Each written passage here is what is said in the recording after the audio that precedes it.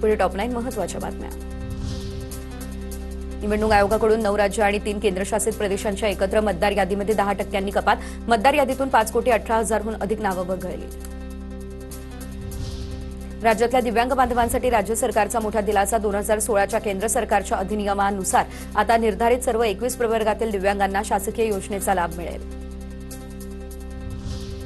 चारधाम यात्रेत आता भाविकांच्या हालचालीवरती डिजिटल नजर ठेवण्याची तयारी। सुरक्षेसाठी RFD प्रणाली लागू होणार।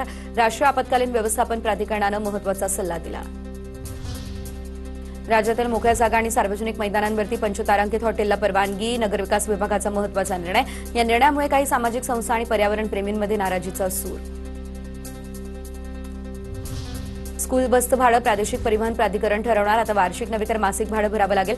राज्य शासनाकडून स्कूल बसबाबत कठोर आणि सर्वसमावेशक नियमावली लागू करण्याची तयारी सुरू। मुंबई आणि बंगळुरू दरम्यान वंदे भारत स्लीपर ट्रेनला केंद्राची मंजुरी। त्यामुळे आता दक्षिण आणि पश्चिम भारताला जोडणारी रेल्वे कनेक्टिव्हिटी अधिक वेगवान आणि आरामदायी होईल। बुलढाण्यामध्ये भीम जयंतीचा जल्लोष। आमदार संजय गायकवाड यांनी भीम अनुयायांसोबत धरला ठेका। जयंतीनिमित्त बुलढाणा शहरामध्ये विविध सांस्कृतिक कार्यक्रमांचं आयोजन करण्यात आलं। देशातल्या घरांमध्ये आणि मंदिरामध्ये तब्बल 50,000 टन सोनं पडून याची किंमत जवळपास 830 लाख कोटी रुपये इतकी आहे। तर the associated chambers of commerce and industry of इंडियाच्या अहवालातून ही माहिती समोर आली।